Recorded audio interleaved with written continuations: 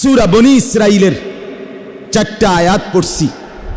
1 number, আল্লাহ তাআলা বলেন আকিমিস সালাতা লিদুলুকিশ শামসি ইলা গাসাকিল লাইল ওয়া কুরআনাল ফজর। 3টা কাজ দিছে এখানে নবীজিকে 4টা আয়াতে। 3 আয়াতে 3টা কাজ। 4র্থ আয়াতে হকের বিজয়ের কথা। প্রথম আয়াতে আল্লাহ বলছে আপনার জন্য প্রথম আমল, আপনি এবং আপনার উম্মতের জন্য 1 নাম্বার আমল হইল 5 ওয়াক্ত নামাজ। কি বলেন না? 5 ওয়াক্ত নামাজ। আকিমিস সালাতা লিদুলুকিশ শামসি ইলা গাসাকিল লাইল ওয়া কুরআনাল ফজর। আল্লাহ বলে বন্ধু, সূর্য যখন পশ্চিম দিকে হেলে যায় এবং রাত্রি যখন পূর্ণভাবে শুরু হয়, সন্ধ্যাবেলা সূর্য ডোবে, এরপরে লাল চিহ্ন আসে, এরপরে সাদা আভা আসে, এরপরে পুরা কালো অন্ধকারে ঢেকে যায়, এখান থেকে রাত্র ভালোভাবে কি হয়? শুরু হয়। আল্লাহ বলে সূর্য পশ্চিম দিকে হেলে যাওয়ার পর থেকে রাত্র যখন পূর্ণভাবে শুরু হয় ওই পর্যন্ত যতগুলো নামাজ আপনি আদায় করেন। তাফসীরের মধ্যে লিখছে এর মানে হলো 4 ওয়াক্ত, জোহর, আসর, মাগরিব, এশা। কয়টা হইল? আর বাকি আছে কয়টা? সেটা কি? আল্লাহ বলেন একসাথে বলতে পারতাম, কিন্তু বন্ধু ফজরের নামাজ এটা ভীষণ গুরুত্বপূর্ণ, অনেক বেশি গুরুত্বপূর্ণ। এই জন্য আল্লাহ বলেন ওয়া কুরআনাল ফজর, এবং বিশেষভাবে ফজরের কোরআন তেলাওয়াত, ফজরের কোরআন এই নামাজটা বিশেষভাবে অবশ্যই আদায় করুন। সুবহানাল্লাহ। ইন্না কুরআনাল ফজরি কানা মাশহুদা। আল্লাহ বলে নিশ্চয়ই ফজরের কোরআনে, ফজরের নামাজে সারা পৃথিবীর সমস্ত ফেরেশতা প্রতিদিন সন্ধ্যায় আল্লাহর ফেরেশতা একদল জমিনে আসে, গোটা দুনিয়া পাহারা দেয়। ফজরের ওয়াক্তে এরা আসমানে ফিরে যায়, আর ফজরের ওয়াক্তে আরেক দল সারা দিন ডিউটি করার জন্য গোটা পৃথিবীতে আসমান থেকে নেমে আসে। হাদিসে আছে নবীজি বলেন রাত্রিবেলা যারা ডিউটি করে আসমানে ফিরে যাচ্ছে, আর দিনের বেলা যারা ডিউটি করার জন্য আসতেছে, এই কোটি কোটি ফেরেশতা একসাথে দোনো দল, এক দল যাওয়ার সময় ফজর পড়ে যায়, আরেক দল আইসা ফজরের জামাত ধরে। এই জন্য নবী আল্লাহ বলে ফজরের ওয়াক্ত আমার কোটি কোটি ফেরেশতাদের উপস্থিতির সময়। রাতের ফেরেশতারাও থাকে, দিনের ফেরেশতারাও থাকে, তুমিও তার সাথে থাকো, একসাথে সকলেই কামিয়াব হবে। ফজরের নামাজ অ্যাসেম্বলির টাইম। কিসের টাইম? হ্যাঁ, অ্যাসেম্বলি টাইম। অ্যাসেম্বলি না, এটা কয় ওই যে সকালবেলা ক্লাস শুরু হবার আগে দিয়ে যে ছেলে পেলে সবগুলারে দাঁড় করায় না মাঠে, এটা কি কয়? অ্যাসেম্বলির টাইম না। আর্মিরা আপনার পয়েন্ট অফ অ্যাসেম্বলি এখানে থাকে, এখানে থেকে সবাই লাইন ধরে দাঁড়াবে, এরপরে বন্টন হবে, ক্লাসে যাবে যার যে। আল্লাহ বলেন ইন্না কুরআনাল ফজরি কানা মাশহুদা, নিশ্চয়ই ফজরের ওয়াক্ত অ্যাসেম্বলির টাইম। এই সময় আমার বান্দারাও থাকে, আমার ফেরেশতারাও থাকে। সুবহান। এই আয়াতের মধ্যে কয় ওয়াক্ত নামাজ? বলেন না, কয় ওয়াক্ত নামাজ? ছেলেরা বলো ভাই, কয় ওয়াক্ত নামাজ? 5 ওয়াক্ত নামাজ। বিশেষ করে ফজর। এমন কি ফজরের কোরআন শরীফ লম্বা পড়া হয় কিনা?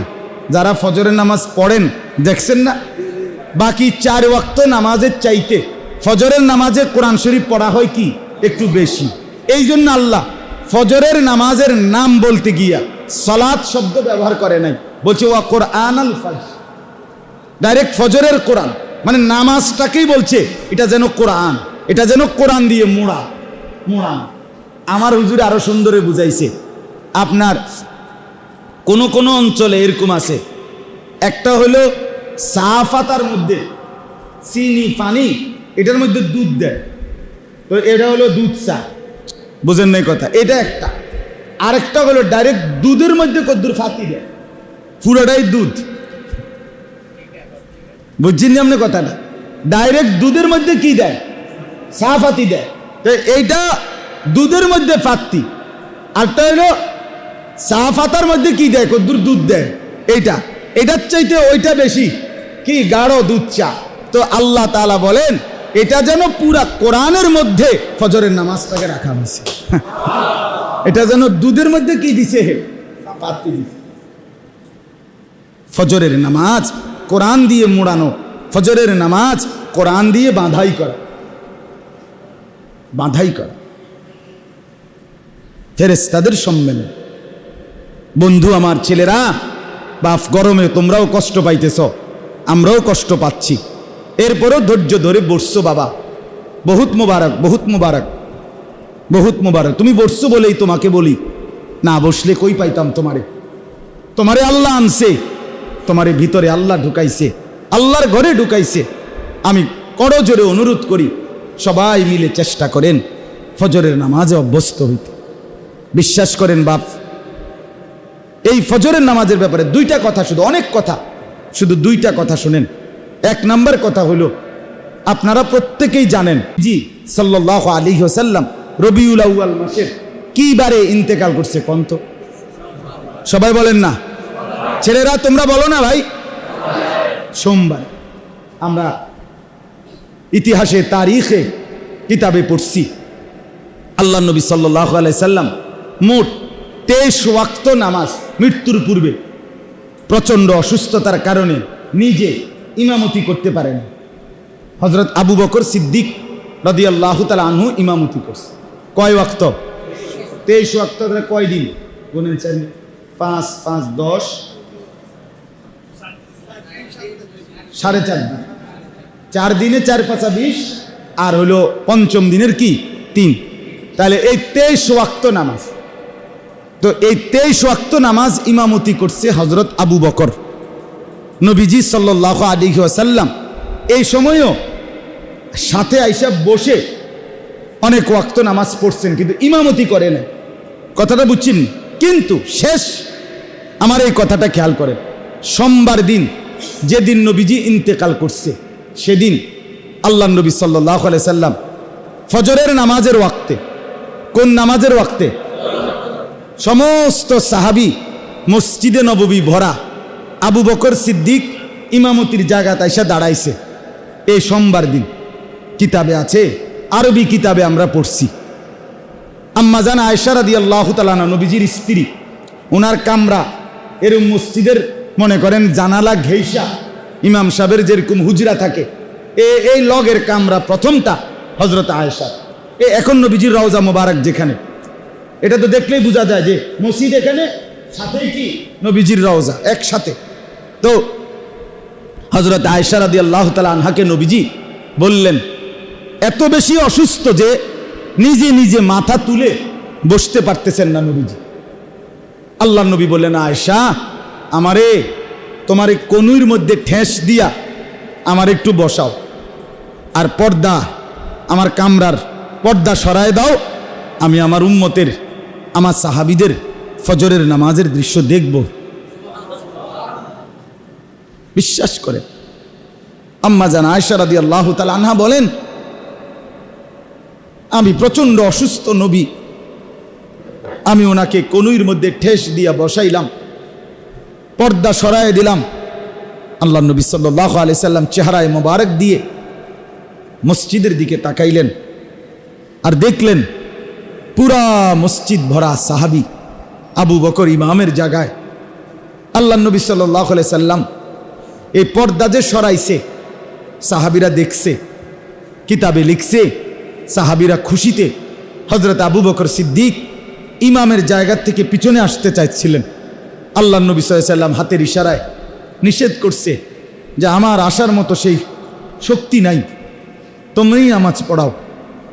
হযরত আয়েশা রাদিয়াল্লাহু তাআলা আনহা বলেন, আল্লাহ নবী সাল্লাল্লাহু আলাইহি সাল্লাম এরপর পরে বললেন, নামাজের নিয়ত যখন বেঁধে ফেলছে, আল্লাহ নবী বললেন, আয়েশা আমার হুজরার পর্দা মিলায় দাও।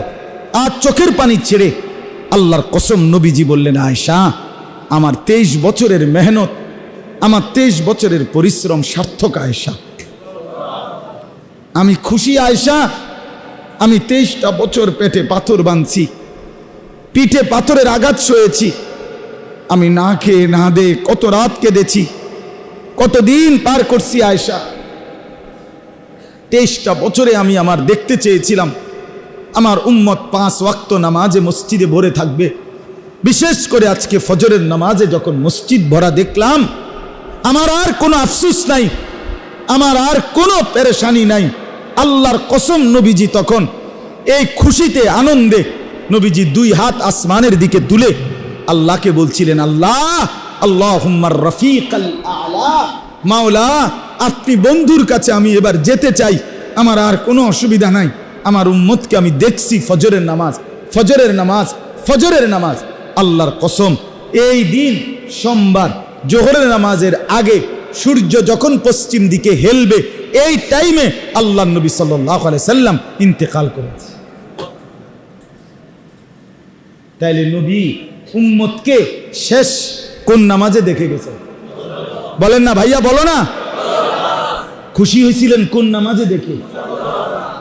এবার বলো না, সেই নবী যখন হাসরের ময়দানে তোমার আমল নামায় দেখবে দিনের পর দিন, সপ্তাহের পর সপ্তাহ, মাসের পর মাস, বছরের পর বছর ফজরের নামাজ নাই, সেই নবীর হাসি মুখ মলিন হবে না? তিনি কি চোখের পানি ফেলবেন না যে উম্মত একবার খুশিতে কেঁদেছিলাম, আজ তো লজ্জায় দুঃখে কাঁদতেছি? এই জন্য দয়া করে এতগুলো কথা বললাম, আর একটা কথা বললাম, ফজরের কথা বলতেছিলাম, 2টা বলবো, এই একটা। আরেকটা হলো ইয়াহুদি যারা কাফের, তাদের ধর্মীয় কিতাবে একটা বাণী আছে, তাদের মূল নীতি।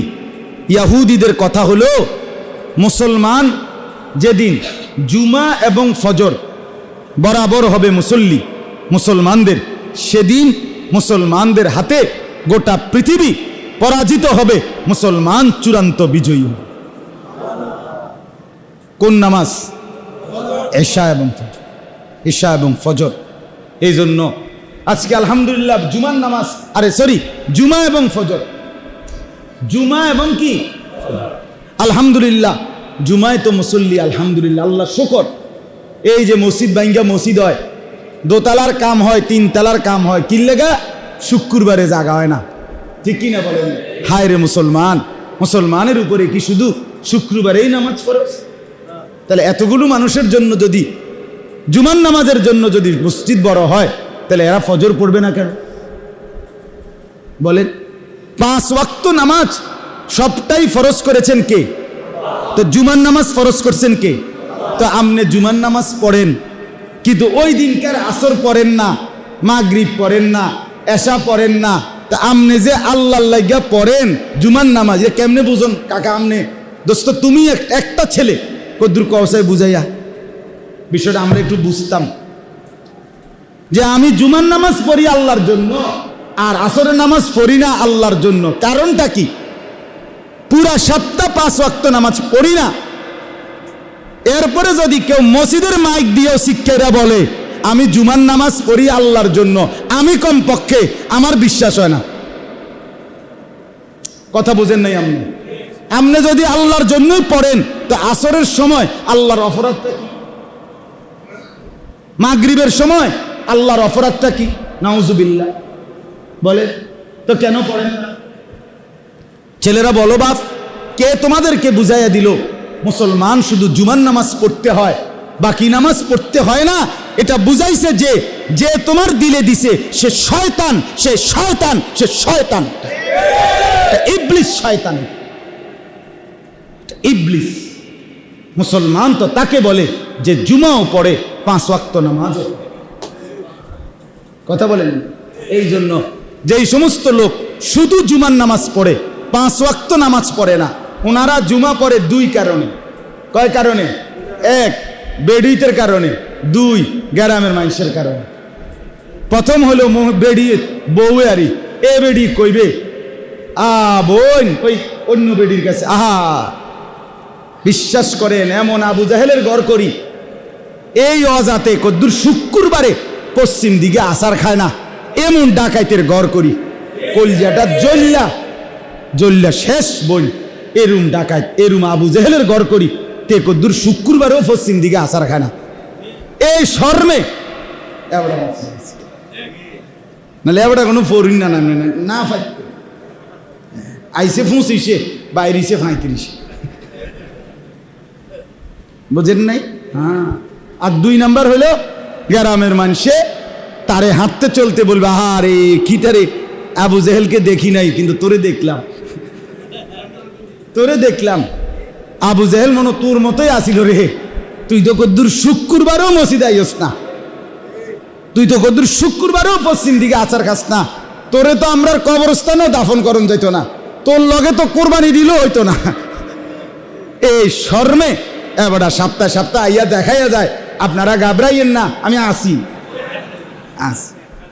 হাজিরা খাতাত কি উড়াইয়া যায় হাজিরা দিয়া যায় আরে ইমাম সাহেবরে হয়তো বলে গেছে হুজুর হাজিরা খাতাত কি দিয়ে দিয়েন টিক চিহ্ন দিয়া দিয়েন আমি আসি মরছি না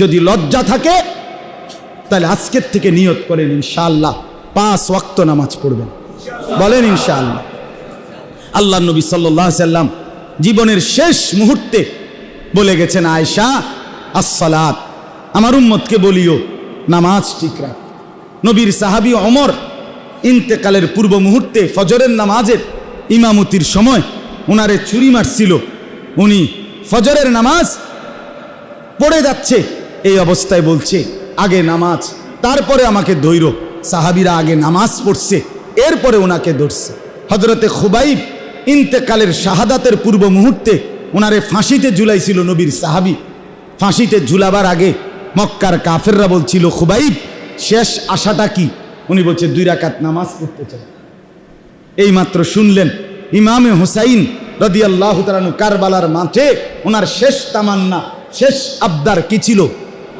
কোন নামাজ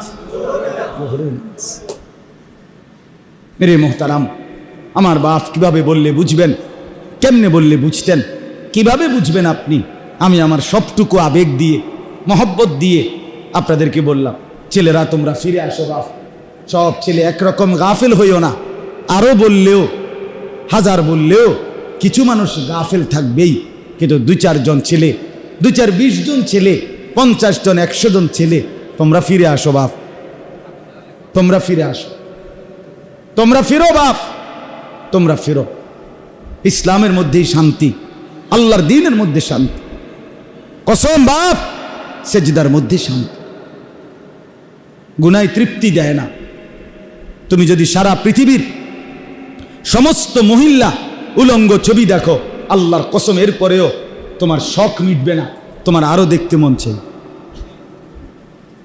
সারা পৃথিবীর 1 সাগর মদ যদি তুমি পান করো তারপরও মদের নেশা মিটবে না তৃপ্তি হবে না আরো নেশা করতে চাই সারা পৃথিবীর সব টাকা নিয়ে জুয়া খেলতে বসলেও জুয়ার নেশা যাবে না জুয়া শেষ পর্যন্ত হাজারো মানুষ জুয়ারি বাড়ি বিক্রি করে ফেলে ভিটা বিক্রি করে ফেলে শেষ পর্যন্ত বৌজি পর্যন্ত বিক্রি করে ফেলে এমন জানোয়ার আছে কিনা বলেন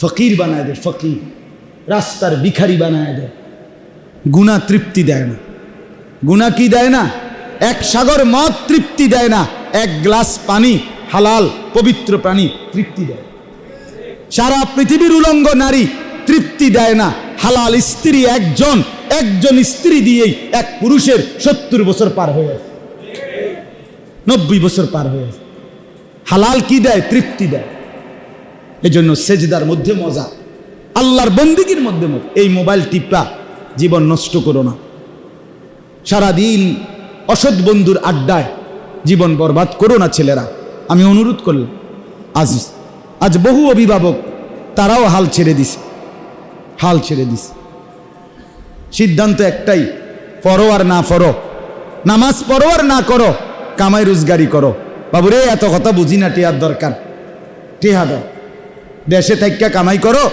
নইলে বিদেশ যাও পয়সা দরকার বাবুরে তুমি নামাজ পড়লে পড়ো না পড়লে নাই ফুট টিয়া দাও টাকা দাও টাকা তোমার যেটা জমি বেচবো টিয়া কিন জমি টিয়া রেডি রাখতে হ্যাঁ তোমার কাকা তোমার চাচাই শুনছি জমি বেচবো টিয়া রেডি রাখতে টাকা দাও।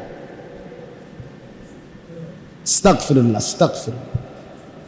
আল্লাহ আমাদেরকে বুঝ দান করেন। অতএব আমরা 1 নাম্বার ওয়াদা করলাম তো ইনশাআল্লাহ 5 ওয়াক্ত নামাজ পড়বো তো ইনশাআল্লাহ। আল্লাহ আপনি হিম্মত দান করেন, আল্লাহ আপনি তৌফিক দান করেন। সহজ একটা উপায় ছেলেদের জন্য বাপ, 5 ওয়াক্ত নামাজ পড়ার জন্য যদি তোমার মন হিম্মত আসতে হয়, একটা সহজ বুদ্ধি হলো পেশাব করে পায়খানার পরে টয়লেট বাথরুমের পরে টয়লেট পেপার ব্যবহার করো, পানি ব্যবহার। কসম আমি ওয়াদা দিলাম ইনশাআল্লাহ, পরীক্ষিত, বিফলে মূল্য ফেরত। তুমি পেশাব পায়খানার পরে টয়লেট পেপার পানি ঠিক মতো ব্যবহার করো, ইনশাআল্লাহ এই পবিত্র দেহ তোমার নামাজের কথা বারবার মনে করায় দিবে। মূল কারণ নামাজ পড়তে মন চায় না, মূল কারণ হলো প্যান্টের মধ্যে মুত, লুঙ্গির মধ্যে মুত। এত বড় দামরা মুতটা বড়াই রাখছে কেন? ছি ছি ছি ছি। আমার 1.5 বছরের মাইয়া ছুট্টু, এই মেয়েও পেশাব করলে লগ লগ টানাটানি শুরু করে, হাফ প্যান্ট খুলতে বিল্লা। এত বড় আস্তা বেড়া, এতে মুত্তা ফানি লয় না। ছি ছি ছি ছি ছি ছি বেটা, এত নোংরা মানুষ হয় না বেটা। মুসলমান তো পরের কথা, মানুষ এত অপবিত্র হয়। এজন্য শরীর পবিত্র থাকলে টয়লেট পেপার পানি ব্যবহার করিলে শরীর পবিত্র, আর তখন পবিত্র দেহে ফেরেশতা থাকে। আল্লাহর ফেরেশতা তোমারে ইবাদতের জন্য উৎসাহিত করবে, আল্লাহর বন্দেগীর জন্য মনে করায় দিবে। এজন্য চেষ্টা করতে পারি তো ইনশাআল্লাহ। একটু টয়লেট পেপার পকেটে রাখলে তেমন কোনো অসুবিধা নাই। এই টয়লেট পেপার ভাঁজ করে করে রাখলে খালাস, সহজ বিষয়। এটা পকেটে থাকলো, যখনই পেশাব পায়খানার জরুরত তো টয়লেট পেপার ব্যবহার করিলে, পানি ব্যবহার করিলে শরীরটা পবিত্র থাকবে, নামাজ পড়তে মন চাইবে। আল্লাহ তৌফিক দান করে। চেষ্টা করবেন ইনশাআল্লাহ। ছেলেরা বলো ভাই, চেষ্টা করবো ইনশাআল্লাহ। 2 নাম্বার আমল হলো, আল্লাহ বলছে, এটা শুধু ব্যাখ্যা ছাড়া বলি। 2 নাম্বার তাহাজ্জুদ নামাজ। অমিনাল লাইলি ফাতাহাজ্জাদ বিহি নাফিলাতাল লাক আসা আন ইয়াবআসাকা রাব্বুকা মাকামাম মাহমুদা। 2 নাম্বার আল্লাহ বলে, বন্ধু আপনি রাত্রিবেলা কোরআনুল কারীম তেলাওয়াতের সাথে তাহাজ্জুদ পড়েন, আপনাকে আমি হাসরের ময়দানে সর্বশ্রেষ্ঠ মর্যাদার যেই জায়গা মাকামে মাহমুদ, এই তাহাজ্জুদ পড়লে আমি আপনাকে সেটা দান করব। এই তাহাজ্জুদ, এই যারা মুরব্বী আছেন, যারা নিয়মিত নামাজি আছেন, আপনারা রাত্রিবেলা 2 রাকাত 4 রাকাত নফল নামাজ পড়ে নিজের দোয়া কান্নাকাটি আল্লাহর কাছে চাইবেন, আল্লাহ বরকত দিবেন। হাদিসে আছে, নবীজি বলছে, শেষ রাত্রে আল্লাহ বলতে বলতে বলতে বলতে শেষ পর্যন্ত খোদ আল্লাহ ইয়াবসুতু ইয়াদাইহি, নিজের কুদরতি 2 হাত একদম লম্বা করে দেয়, বিছায়া দেয়, আর বলে, তোমরা বান্দা যা বন্দিগি করবা তা আমি ঋণ হিসাবে নেব, আর তোমার ঋণের বদলা আমি 100 ফেরত দেব। সেজদা দিবা, আমারে ঋণ দিলা। রুকু করলা, আমারে ঋণ দিলা। আমায় তাসবিহ পড়লা, আমারে ঋণ দিলা। রাত্রিবেলার তোমার বন্দিগি আমার কাছে করস, আর করস সুদ করা, ঋণ সুদ করা নফল। বুঝেন না কথাটা? ঋণ সুদ করা কি নফল? যে করলে করলাম, না করলে নাই। আল্লাহ বলে, ঠিক আমি করজ নিলাম, ঋণ নিলাম, আমি তোমারে বিনিময় ফেরত দেব, এটা আমি আমার জন্য আবশ্যক করে নিলাম। তাহলে দ্বিতীয় আমল কি বলেন? তাহাজ্জুদ। বলেন না কি? 3 নাম্বার হলো দোয়া, বেশি বেশি দোয়া। দোয়া বেশি বেশি কি? ওয়াকুর রব্বি আদখিলনি মুদখালা সিদকিন ওয়া আখরিজনি মুখরাজা সিদকিন ওয়াজআল লি মিন লাদুনকা সুলতানান নাসীরা। এই দোয়া, বেশি বেশি দোয়া করা আল্লাহ। তাহলে 1 নাম্বার 5 ওয়াক্ত নামাজ, বলেন। 2 নাম্বার তাহাজ্জুদ নামাজ। 3 নাম্বার আল্লাহর কাছে বেশি বেশি কি করা? আল্লাহ বলেন, আমার বান্দারা যদি এই 3 আমলে অভ্যস্ত হয়, আমি এবার নবী, এবার আমনে কইয়া দেন, ওয়াকুল আমনে কোন, তোমরা 3 আমল করছো তো ঠিক মতো, জান যা আল হাক্কু ওয়া জাহাকাল বাতিল, হকের বিজয় হয়ে গেল, বাতিলের পরাজয় হয়ে গেল। ইসলাম বিজয় হয়ে গেল, বাতিল পরাজয় হয়ে গেল। ইন্নাল বাতিলা কানা যাহুকা, আরে বাতিল তো আগের থেকেই পরাজিত হওয়ার কথা। তুমি পূর্ণ নামাজি হও নাই, তুমি তাহাজ্জুদ পড়ো নাই, তুমি দোয়া করো নাই, দেখেন আমি দেরি করতে আসি। তুমি রেডি হইলে আমি বিজয় দিতে তো রেডি আছি। আজ আমরা হেরে যাচ্ছি কেন? সাহাবীরা জিতে গেলেন কেন? কথা বলেন নাই আমরা। আজ আমরা মুসলমান হেরে গেলাম কেন? আমরাই নামাজ পড়ি না, আমার ধর্ম আমারই পছন্দ হয় না, তো মানুষের পছন্দ হবে কেন?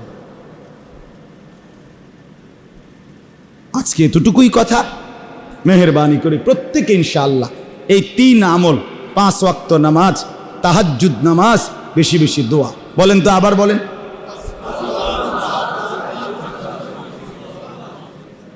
ছেলেদেরকে বলি, বাপ যত্নবান হও, অসৎ বন্ধুর খপ্পর থেকে বাঁচো। আমি সেদিন রাতের 2টায় আমার ছেলে 12 বছরের সালমান, তারে চিটাগাং নিয়ে গেছিলাম এক মাহফিলে, বন্ধ ছিল মাদ্রাসা। তো রাত 2টা বাজে চিটাগাংয়ের একজন বড় আলেম হুজুরের সাথে আমি দেখা করাইতে নিছি হেরে, হজরত মৌলানা আজিজুল হক আল মাদানী হুজুরের কাছে। তো রাত্রে 2টা বাজে তখন হুজুরের বাসায়, হুজুরেই বলছে মৌলানা যত রাতই হোক আমার কাছে যেন আসে দেখা করতে। খাদেম পাঠাইছে হুজুরের ওই মাহফিলে। পরে আমি 2টা বাজে গেছি। তো আমার ছেলেটাকে হুজুরে দেখছে, 12 বছর বয়স। ছেলেটাকে দেখেই হুজুরে কাছে আইনা মাথায় হাত বুলাইয়া, আমি যখন বললাম যে হুজুর এটা আমার ছেলে, বড় ছেলে, হুজুর একটা কথা বলছে, এই রাত 2টা বাজে, বাবা ক্ষণিকের বন্ধু তাকে আপন ভেবো না, আপন মা বাপ ওস্তাদ তাদেরকেই আপন ভেবো। শেষ কথা, এ কথায় দূরে গেছে। ক্ষণিকের বন্ধু তারে কি ভাইব না, আপন মা বাপ, শিক্ষক, ওস্তাদ তাকেই আপন। এজন্য ছেলেদেরকে বলি, বাপ এই সমবয়সী বন্ধু যে তোমারে উলঙ্গ ছবি দেখায় মোবাইলে, মদের আড্ডা চিনায়, জুয়ার আড্ডা চিনায়, তোমারে নারীর ফান্দে ফেলে দিছে, তোমারে দুশ্চরিত্র তার আখড়াই নিয়ে গেছে, এটা বন্ধু না, এটা শয়তান। এটা কি? এটা অসৎ, এটা শয়তান, এটা ইবলিস, এটা ইবলিস। লা তুসাহিব ইল্লা মুমিন, মুমিন ছাড়া কাউকে বন্ধু না। সম্পর্ক বলতে দুনিয়ার কাজকর্মের জন্য সবার সাথে চলতে হবে, কিন্তু বন্ধুত্ব, বন্ধুত্ব অন্তরঙ্গতা, এটা বেঈমানের সাথে, নাফরমান পাপীর সাথে হবে না।